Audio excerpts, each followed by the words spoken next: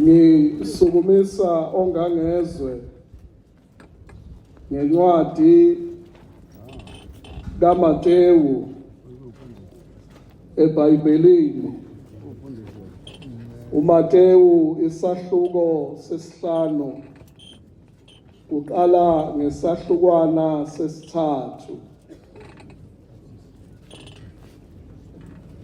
Babusisiwe abampofu emoyeni ngokuba umbuso wezulu ungowabo.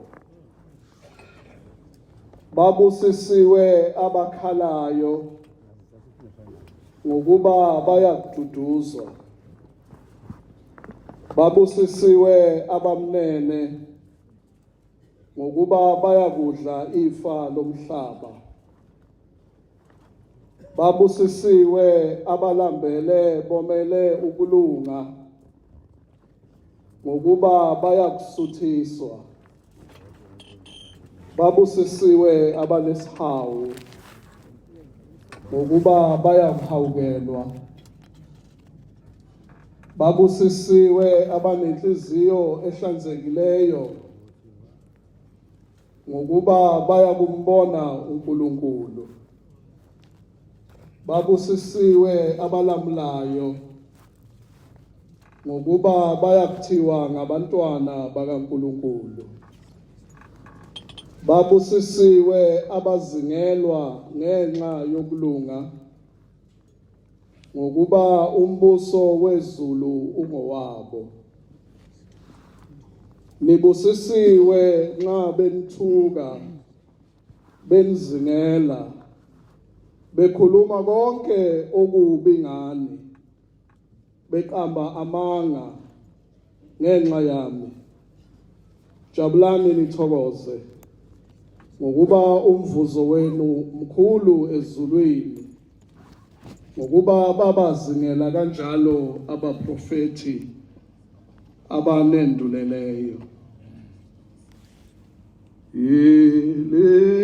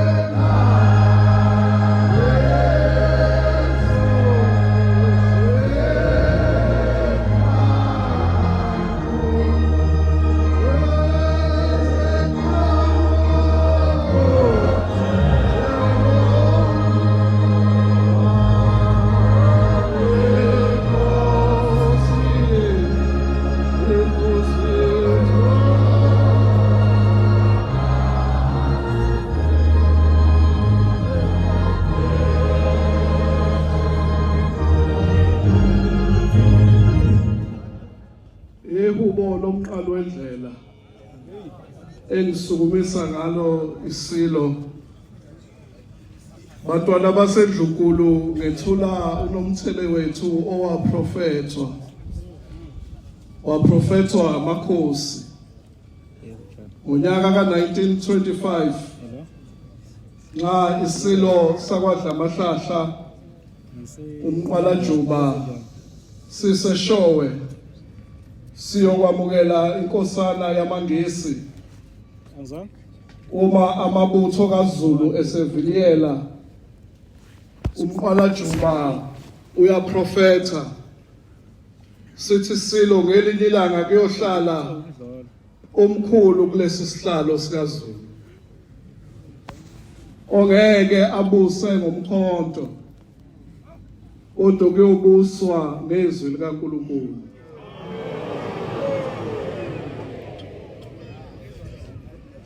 Isilo sakwaDlamahlahla sithi uyoba mkhulu uyoba ngangelembe ngesikhathi sokubusa kwakhe kuyothiwa ikwanhliziyonye endlukulu. Sibone okukhulu ngesikhathi sethu ngoba nxa unyazi lwezulu luzonyathela lapha esigodlweni unyazi luzogcwalisa isiprofetho sikaMqwalajuba ukuthi isilo lesi esibusayo sivuse ilembe. Ngakho ke Zulu omuhle ngiyakhuleka ukuthi kulesi sikhathi sizothe silalele sicele ongangezwe lakhe abe namazwi phakathi kwethu. Uyamemezwa kaNdaba bathi inkosi yohlala. Uyamemezwa kaNdaba bathi inkosi yohlala. Uyamemezwa kaNdaba bathi inkosi yohlala. Uyinkosi uyinkosi yamakhosi uyinkosi yohlala. Anankosi yohlala wasibiza savuma wathi uyinkosi yohlala. Uyinkosi yamakhosi uyinkosi yamakhosi uyinkosi yamakhosi Anankosi yohlala.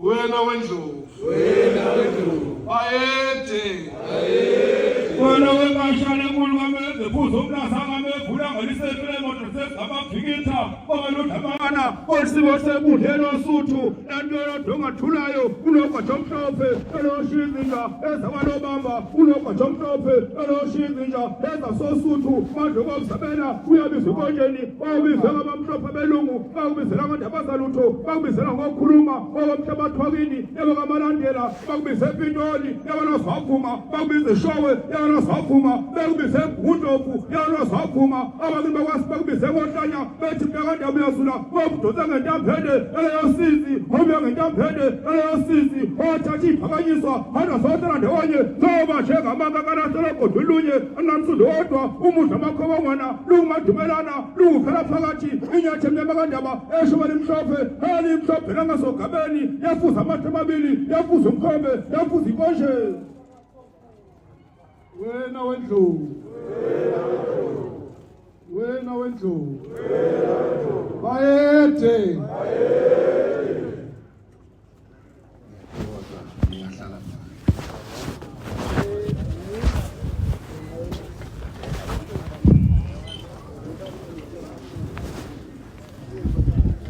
Zulu mnyama ndlela zimhlophe. Amen. Thina besilo sibusiso esikhulu kakhulu uNkulunkulu asilethela sona njengesizwe njengendlunkulu ngibingelele kakhulu umprofeti wesizwe Mnyazi lwezulu baba wamaNazaretha Mnyazi lwezulu ngiyabingelela hlanzi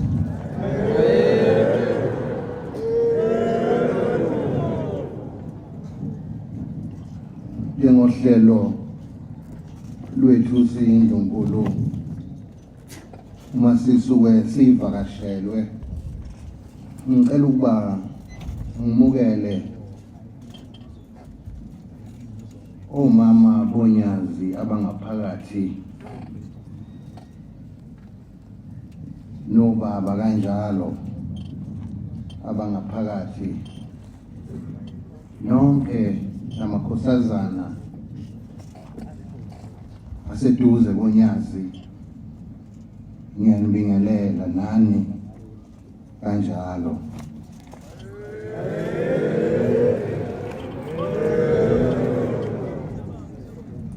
ngiqhubeke bingelela bafundisi bekhona abashumayeli nabo bonke abaphathelene nabaphethe zonke indaba zakwaShembe nani ngiyanibingelela kanye nani nonke bandla lamaNazaretha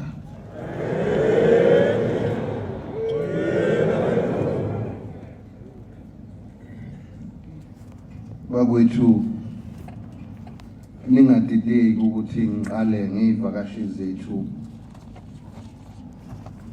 kuyinto enhle ukuthi uma uvakashela uqale ngezivakashi zakho ungaqali ngawe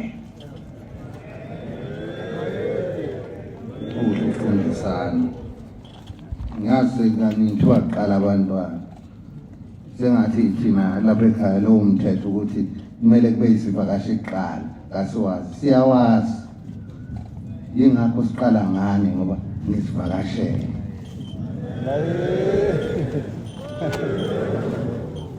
sengihlela ke dlukuluke manje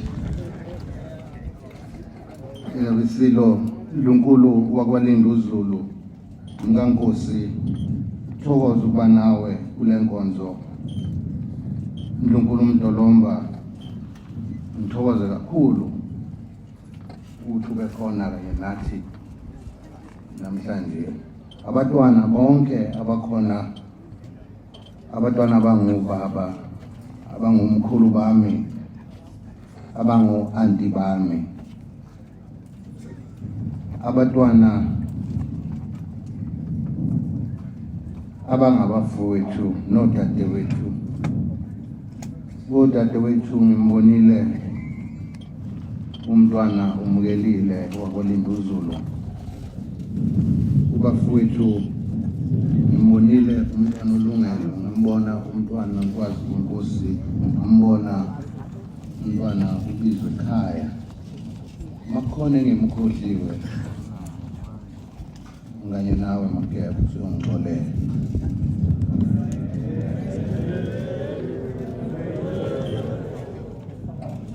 ngiqhubeke sengilapho ngiphakamise ngiyathokoza kakhulu Nkosi yesizwe inkosi uShinga ukuthi ube khona ngobuholi bakho ngoba ubulukhu usiholela amakhosi kulesi sifunda siyazi ukuthi ubambisene kahle nenkosi uChiliza ngoba isikhundla osibambile sasibanjwe inkosi yaseMadungeni siyathokoza ukuthi ukhona kanye nesekela lakho inkosi uSithole inkosi yesizwe ngiqhubeke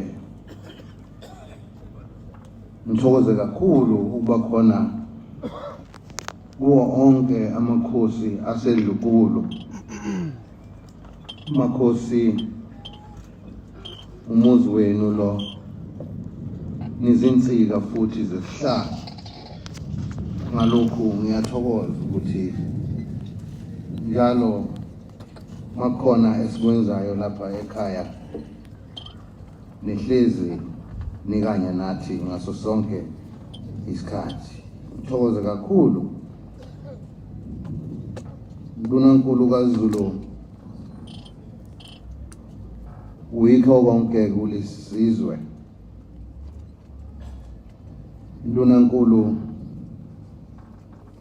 unesekela lakho uyinkosi yaseMatungeni. Ngiyathokoza kakhulu ukuthi nibambene niyasebenzisana, yingakho umonakalo ungekho ngalendlela ebesicabanga ukuthi kuyoba yikho ngalesi sikhathi. Ngamanye amazwi ngiyathokoza uNkulunkulu kaZulu nobabili ukuthi nisayibambile.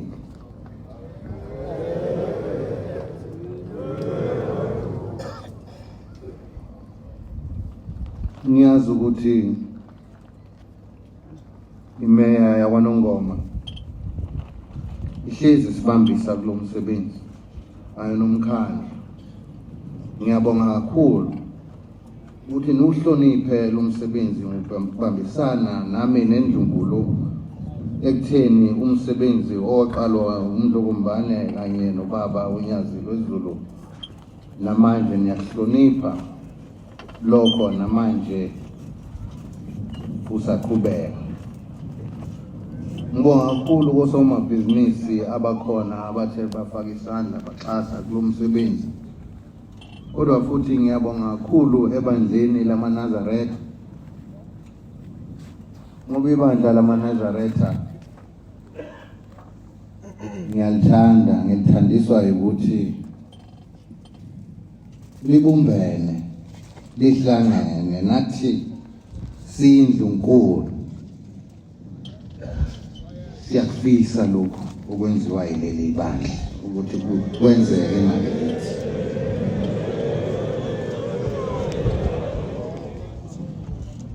Nina besilo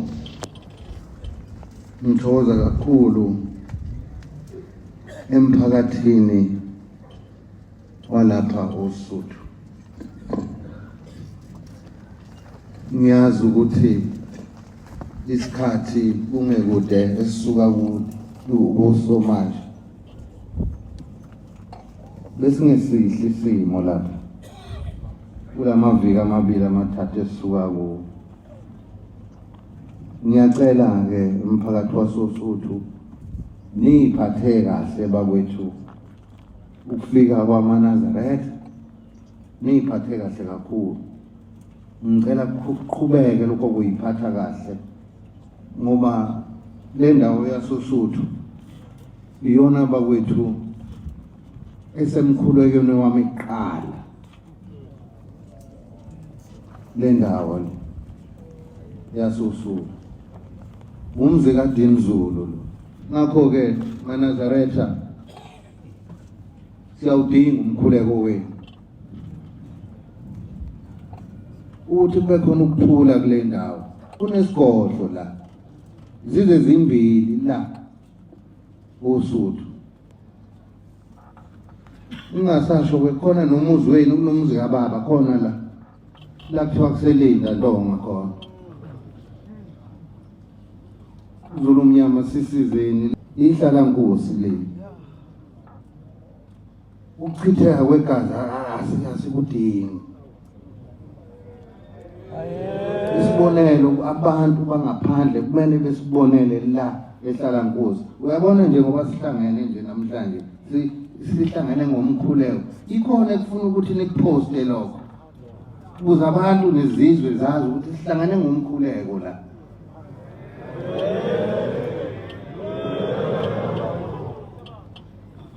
maNazaretha ngiyathokoza ukuba khona kwenu lapha emzini wamakhosi. Nizobambisa mina, nizobambisa iNdlunkulu, nizobambisa isizwe. Umphakathi wasoSuthu uyawudinga umkhuleko. Abantu basoSuthu ningacabanga ukuthi ngiyanicindezela. Ngithanda kabi mina, ngithanda kabi ngoba yonke imisebenzi yami eminingi engiyenzela la. Niyabona ukuthi yini lesinaphele yona lapha phezulu. Sizawuqhubeka sihlalisane. Ngiyacela abantu basoSuthu. Unodlukulu lapha. Unomntwana okufihla inqindi lapha. Akufanele nina konke ngifuna uthuthukile lo mphakathi wasoSuthu ngoba inhliziyo kaMdlovumbane yayila oSuthu. Nami ngihamba la kwakhamba khona ubaba ngoba ngifuna izibusiso phela.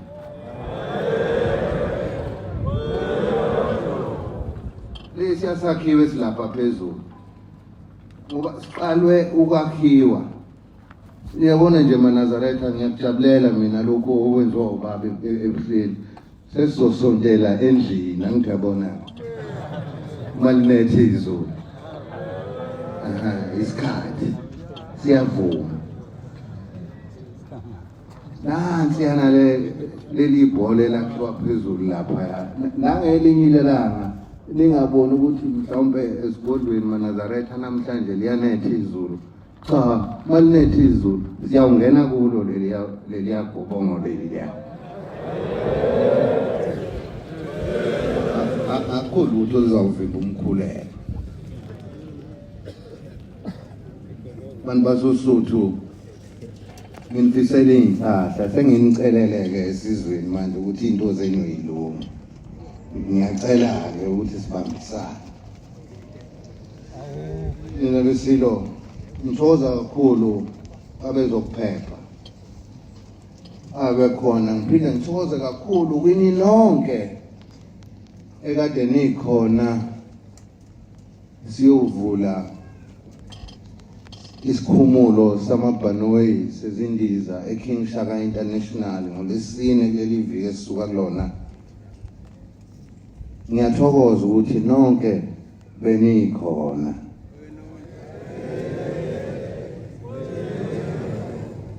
Nina besilo ngiselapho. Ngicela ukuba lesikhulume ngalokhu ngoba kunalento okuthiwa uFacebook no WhatsApp. Angikwazi nokuthi kusebenza kanjani mina lezi zinto. Angifisi ngisho ukwazi. Kodwa ke kuthiwa kukhulunywe ngami. Ushiwo lokhuya nalokhuya. Nakho ngiyaphila ngabesilo. Ngicela ukuthi abaningi bayazi ngizothini manje ngoba kangifihli. Ayikho inkosi efihlayo. Ube ngiyafihla ngaba angisiyi inkosi. Ayikho inkosi ehlebayo.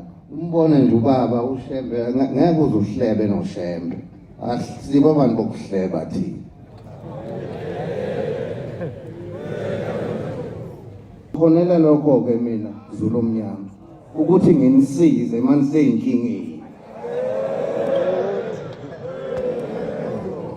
Ngoba ngiyakholwa mina ngiyinkosi yesizwe ngoba kuyakhiwa manje.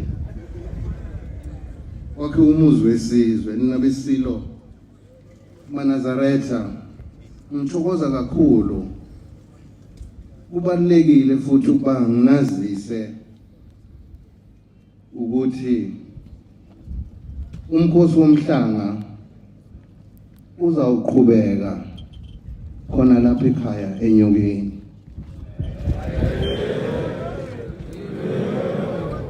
Bese kuthi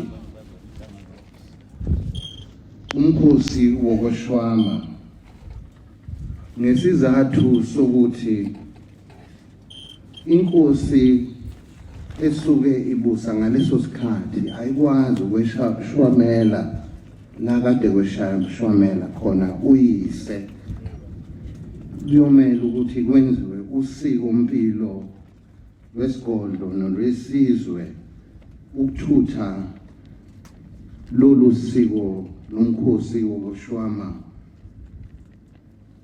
uhambe uye esigodlweni esisha seNdlulamithi okuyisigodlo saseMashobeni.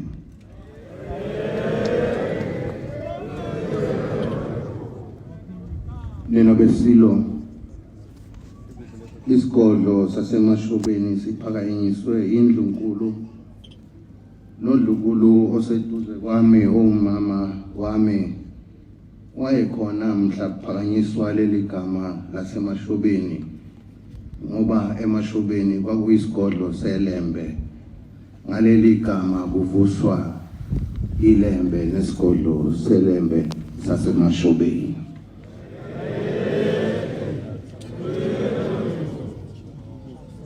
Nina besilo ngithokoza kakhulu ukuthi nisondele lapha ekhaya nizondulela umkhosi wokushwama ngoba asikwazi nathi ukuthi siqhubeke noma siqale lo mkhosi noma senze amalungiselelo walomkhosi amaNazaretha noma ubaba engakagcobi kulamacele. Ngalokho ngithokoza kakhulu, ngiyabonga kakhulu ninonke amaNazaretha ukuthi ngalesi sikhathi esibhizi kangaka ngiyazi ukuthi izingane zenu nazo engiyifisela inhlahla ukuze ingane ezibhala umatebulesheni ukuthi lo nyaka zisenze futhi sizigqaje njengesifunda saKwaZulu Natali izinga lokuphumelela liphumelele kakhulu kufane noma kwedlule unyaka odlule.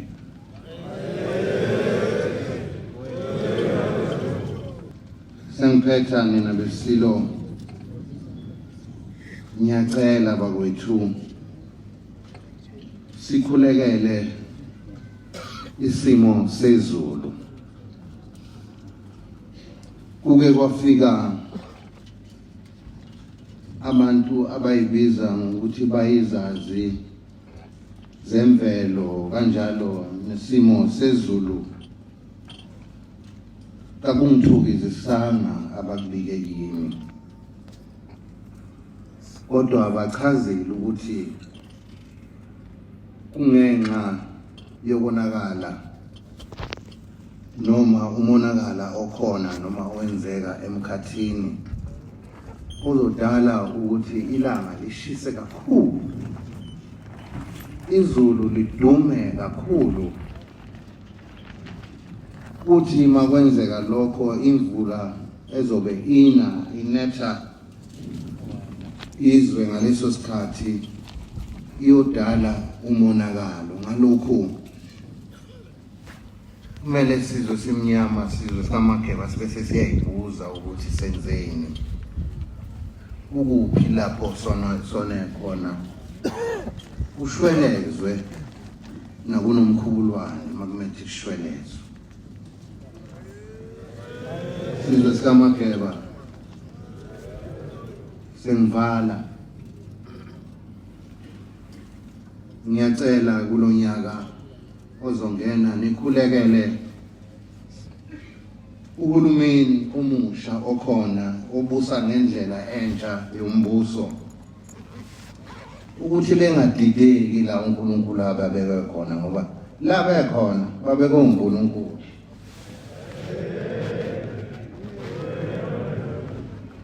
Cha, abayikhethelanga babeke uNkulunkulu, ngisho bengahlaniphanga kanani la bekhona babeke uNkulunkulu. Ngiyacela-ke maNazaretha, izitha zamaNazaretha, izitha zikaShembe, izitha zobukhosi, izitha zesihlalo, ngicela nikhuleke maNazaretha ukuthi kulonyaka esizongena kuwo nizibeke zonke kuNkulunkulu. Uyazi uNkulunkulu ukuthi uzokwenzani yena. Unenkemba yakhe nje. Ngoba bakwethu hlonipha uyihlononyoka uze insuku zakho zande emhlabeni. Bangixaka abantu bamanje. Bayathanda ukuhlonishwa kodwa bahloniphe. Kuzoba izwe njani ngempela uma ngasahlonishwana ngoba yonke into inesigaba sayo. Ngiyacela maNazaretha lokhu ngisho njalo. Ubumbano. Singalaleli amanga ayaxabanisana amanga.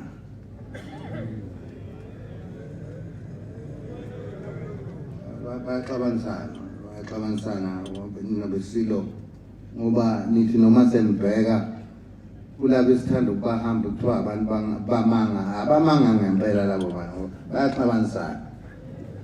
Uzokutshela ukuthi uloya umfowenu noma umza wakho usesukela umkakho. Yikho singeke sihlangane ngoba izo lezo zinto engathi shu engakhokhela imali. Kanti uma singahlangana sibambele put aside eceleni ukuthi ubani wenzani siyophila. Manje sinakene sodwa ukuthi ubani uyathakatha ubani wenza ukuthi kubani nenhlebo ayiphele ezulu umnyama.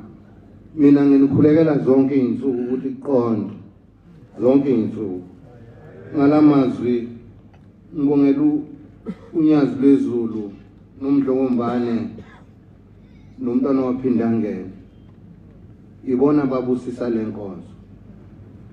Nxa ngisaphila mina maNazaretha ngeke iphele lenkonzo.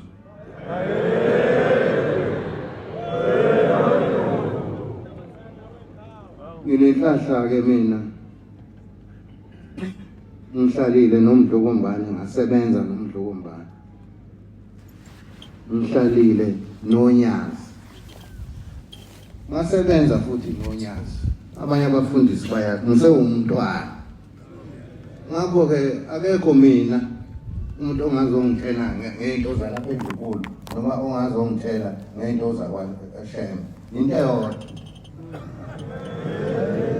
Ngakho ke maNazaretha asibambane uNkulunkulu uzosisiza ukuthi noma senibuyela emakhaya. Ngibonga kakhulu ukuthi nifike nazo soba lapha ekhaya ukugcoba kwenu ukunyathela nje kwenu izigi zenu ukugcoba kwenu kusasa ngoba khona umgidi nje uzobe umgidi lapha ekhaya wona mkhuleko omkhulu angawubaleka konke namadimoni ngoba khona.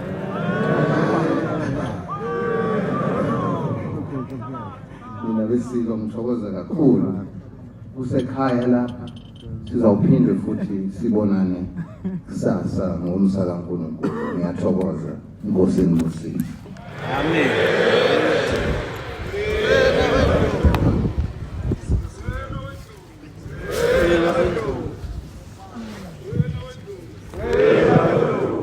Bayede wena wezulela dumobala lapho wangekho muke wangekho namtholo uhlamba nobhula umlilo wawubaswendulinde wabasomatsongo benonongalaza inzima lemnyama engabende bezingwe wabezingonyama ayibikhujo umselemu benogqilemane bethi fanele awusikisa ihlangu emkhwelantaba bathi yekeni yebumnyama bayo besabeka khona uyacela imvula kwaNkosi enkulu qabela abantu kudosa amanzi ayiphume ibotsheni kungeze umtshezi siguqe sifulelwe amahlobo sendoda usuka phezulu thukela umsindo otilonga bekungowani awutilonga ngabakwaKhinya nabasetengweni abaxokozela indlondlo wangekotshani bathi indlondlo lena engaphula amaphiko zonke izindlondlo zayibhula amaphiko hlaselizwe lasehlungwane ngombhombolosi ebenguamavaka bavaka sengogweni nawasendlondlweni abaleka abhangazela ikhaba elimile lodwa yebo ngasehlungwane amanye amakhaba ayimile izixexele kuhlanga lwamakhosi.